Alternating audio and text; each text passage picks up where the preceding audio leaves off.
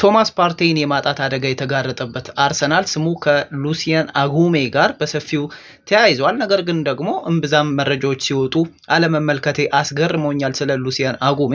እስኪ ያለውን ስኪል እንመልከት። ይሄ ተጫዋች እንግዲህ ቶማስ ፓርቴይ ከሄደ እና ወደ አርሰናል የሚዛወር ከሆነ ሊሰጠው የሚችለው ነገር አንደኛው ኤሪያል ዱዌሎችን ማሸነፍ ላይ ነው እና ይሄ ደግሞ ለአርቴታ ምን ማለት እንደሆነ ታውቃላችሁ። የአየር ላይ ኳስን የሚያሸንፍ ተጫዋች ይፈልጋል። በተለይ ደግሞ ከግብ ጠባቂ የሚጣሉ ኳሶችን እንዲሁ ከተቃራኒም ተጫዋቾች የሚጣሉ የአየር ላይ ኳሶችን አሸንፎ ቦሎችን ሪጌን ለማድረግ ስለሚጠቅምም ጭምር ነው። ከዛ ባለፈ የዚህ ተጫዋች አንዱ ጥንካሬ ኮንሰንትሬሽን ላይ ነው።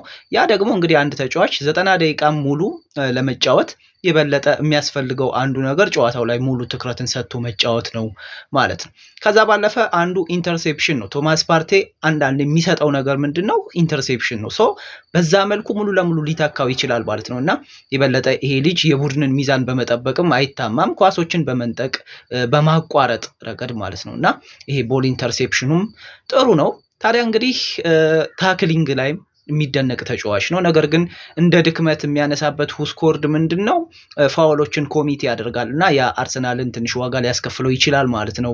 ወደ አርሰናል የሚዛወር ከሆነ ቁመቱም ቢሆን ጥሩ ነው። 1 ሜትር ከ85 የሚረዝም ተጫዋች ነው። ታዲያ ይሄ ተጫዋች እንግዲህ እንዳልኳችሁ እስከ 20 ሚሊዮን ፓውንድ ያህል ይጠየቅበታል። አርሰናል ያን ያህል ዋጋ ፈሰስ አድርጎ ሊገዛ ይችላል ወይ? እንግዲህ ቀናቶች የሚያስመለክቱን ጉዳይ ነው። ነገር ግን ከመጣና ከተሳካለት በጣም ምርጥ ተጫዋች ነው እና ምናልባትም ቶማስ ፓርቴይን የማስረሳት አቅምም ሊኖረው ይችላል፣ ገና ወጣትም ተጫዋች እንደመሆኑ ማለት ነው። ወደ 24 ጨዋታዎችን ለሲቪያ ማድረግ ችሏል።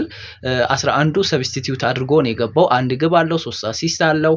ነገር ግን ደግሞ 6 ቢጫ ካርድና 1 ቀይ ካርድን መመልከቱ ደግሞ የበለጠ እንግዲህ ዲሲፕሊን ላይ መስራት ይኖርበታል ማለት ነው። ኤኒዌይስ ግን ስለ አጉሜን ጥቂት ብቻ ካለን ይሄንን እንበልና ያው ቪዲዮ ሊረዝም ስለሚችል በተለይ ደግሞ ይሄ ዝውውር የሚፈጸም ከሆነ ሰፋ ባሉ ጉዳዮች እንመለስበታለን ማለት ነው። ሉሲያን አጉሜን ግን በጣም አሪፍ ተጫዋች እንደሆነ ልነግራችሁ እወዳለሁ። በተለይ ደግሞ ለአርሰናል ደጋፊዎች ይሄ ዝውውር የሚሳካ ከሆነ ቶማስ ፓርቴይን በሌላ ጎኑ ልትመለከቱ ትችሉበታላችሁ። ፎሎ ማድረግ ቤተሰብ ነው። መልካም ጊዜ መቻል